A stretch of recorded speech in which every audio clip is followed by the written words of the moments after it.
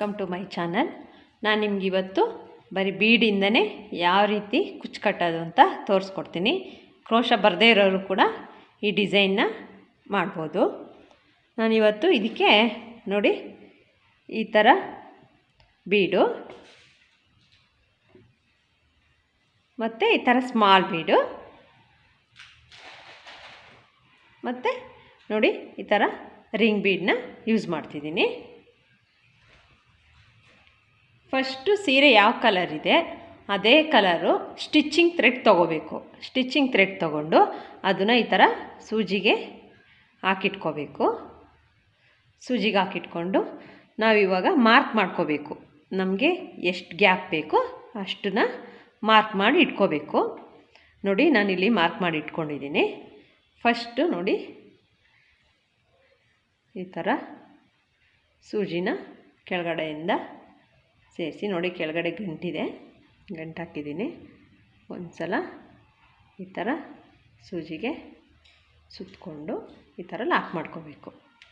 Lock ಮಾಡ್ಕೊಂಡಾದಮೇಲೆ first ಬೀಡು ನೋಡಿ ಈ ಥರ ಬೀಡನ್ನ ಹಾಕೋಬೇಕು. ನೆಕ್ಸ್ಟು ರಿಂಗ್ ಬೀಡು ನೋಡಿ ಈ ಥರ ಹಾಕ್ಕೊಳ್ಳಿ. ರಿಂಗ್ ಬೀಡ್ ಹಾಕಿ ಅದಕ್ಕೆ ಸ್ಮಾಲ್ ಬೀಡು ನೋಡಿ. ಇದು ಮೂರು ಈ ಥರ ಆದಮೇಲೆ ನೋಡಿ ಇದನ್ನು ಫುಲ್ಲು ಈ ಥರ ಎಳೆದಿಟ್ಕೊಳ್ಳಿ. ಎಳೆದಿಟ್ಕೊಂಡು ನೋಡಿ ನಾವು ಎಲ್ಲಿಂದ ಹಾಕಿದ್ವಿ ಅಲ್ಲಿಂದನೇ ಮತ್ತೆ ವಾಪಸ್ಸು ಈ ಬೀಡ್ ಬಿಡಬೇಕು, ಸ್ಮಾಲ್ ಬೀಡನ್ನ. ನೆಕ್ಸ್ಟು ರಿಂಗ್ ಬೀಡಿಂದ ಹೋಗಬೇಕು, ಮತ್ತೆ ರಿಟರ್ನ್ ಹೋಗಿ ನೋಡಿ ಅದೇ ನಾವು ಗಂಟು ಹಾಕ್ಕೊಂಡಿದ್ವಲ್ಲ ಅಲ್ಲೇ ಹೋಗಿ ನೋಡಿ ಈ ಥರ ಎಳ್ಕೋಬೇಕು. ಟೈಟಿಗೆ ಬರೋ ಥರ ಹಿಂಗೆ ಎಳ್ಕೊಂಡು ನೋಡಿ ಈ ಥರ ಕೆಳಗಡೆಯಿಂದ ಈ ಥರ ತಗೊಂಡು ಮತ್ತು ಸೂಜಿನ ಅಲ್ಲೇ ತೊಗೊಂಡು ನೋಡಿ ಸೂಜಿಗೆ ಒಂದು ಸಲ ಈ ಥರ ಗಂಟು ಹಾಕೋ ಥರ ಒಂದು ರೌಂಡು ಹಾಕಬೇಕು. ಈ ಥರ ಎಳೆದಿಟ್ಕೊಳ್ಳಿ.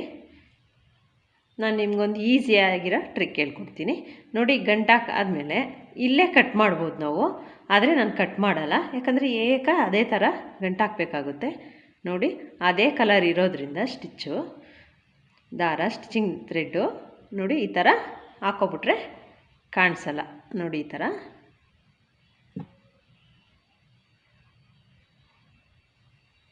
ನೋಡಿ ಈ ಥರ ಹಾಕ್ಕೊಳ್ಳಿ. ನೆಕ್ಸ್ಟ್ ಇಲ್ಲಿ ಬೀಡ್ ಬರುತ್ತೆ ನೋಡಿ, ಅಲ್ಲಿಗೆ ಒಂದು ಸಲ ಹಾಕ್ಕೊಂಡು ಟೈಟಾಗಿ ಎಳ್ಕೊಬೇಡಿ ನೋಡಿ, ಸುಕ್ ಬರದೇ ಇರೋ ಥರ. ಮತ್ತು ಇಲ್ಲಿ ಸೂಜಿನ ಮತ್ತೆ ಅದೇ ಲೂಪಲ್ಲಿ ಹೋಗಿ ಸೂಜಿನ ನೋಡಿ ಈ ಥರ ತಂದು ಒಂದು ಸಲ ಈ ಥರ ರೌಂಡ್ ಮಾಡಿ ಲಾಕ್ ಮಾಡಬೇಕು ನೋಡಿ. ಇವಾಗ ಥ್ರೆಡ್ಡು ಲಾಕ್ ಆಯಿತು. ಇವಾಗ ನಾವು ಎಷ್ಟೇ ಹೇಳಿದ್ರೂ ಯಾವ ಕಡೆನೂ ಸುಕ್ಕಾಗಲ್ಲ ನೋಡಿ. ಈ ಥರ ಅದು ನಾವು ಹಾಕಿರೋ ಥ್ರೆಡ್ಡು ಕೆಳಗಡೆ ಇರುತ್ತೆ, ಕಾಣಿಸೋದೇ ಇಲ್ಲ ನೋಡಿ, ಕಾಣಿಸ್ತಾನೆ ಇಲ್ಲ. ಮತ್ತು ಇನ್ನೊಂದು ಸಲ ತೋರಿಸ್ಕೊಡ್ತೀನಿ ನಿಮಗೆ ನೋಡಿ. ಬೀಡ್ ಮತ್ತು ಇವಾಗ ರಿಂಗ್ ಬೀಡ್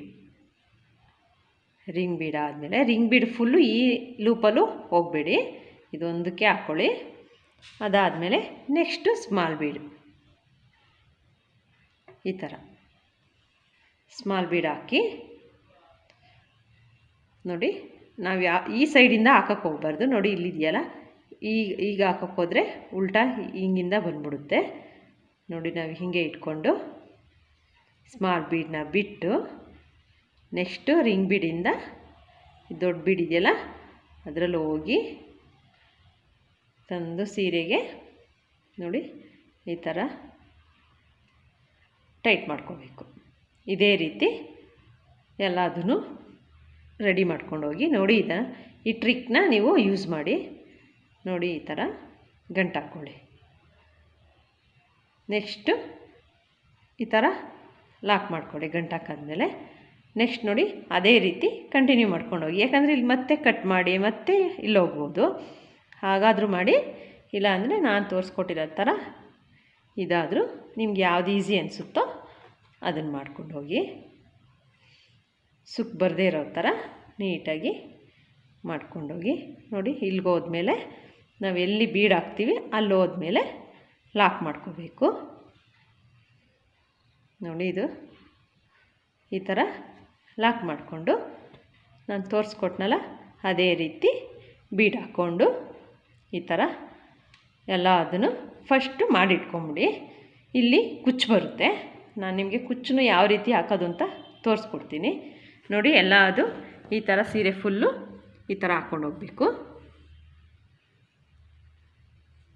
ಈ ಥರ ಹಾಕ್ಕೊಂಡೋಗಿ ನೆಕ್ಸ್ಟು ನಿಮಗೆ ಕುಚ್ಚು ಯಾವ ರೀತಿ ಹಾಕೋದು ಅಂತ ತೋರಿಸ್ಕೊಡ್ತೀನಿ. ನಾನು ಸ್ಯಾರಿ ಫುಲ್ಲು ಕುಚ್ಚನ್ನ ಕಟ್ಟಾಗಿದೆ. ನೋಡಿ, ಡಿಸೈನ್ ಈ ಥರ ಬಂದಿದೆ. ತುಂಬ ಗ್ರ್ಯಾಂಡಾಗೂ ಕಾಣಿಸುತ್ತೆ ಇದು, ಆದರೆ ನಮಗೆ ಬೇಗನೂ ಮುಗಿಯುತ್ತೆ. ನೀವು ಈ ಡಿಸೈನ್ನ ಒಂದು ಸಲ ಟ್ರೈ ಮಾಡಿ. ಈ ಡಿಸೈನ್ಗೆ 300 to 350 ಚಾರ್ಜ್ ಮಾಡ್ಬೋದು.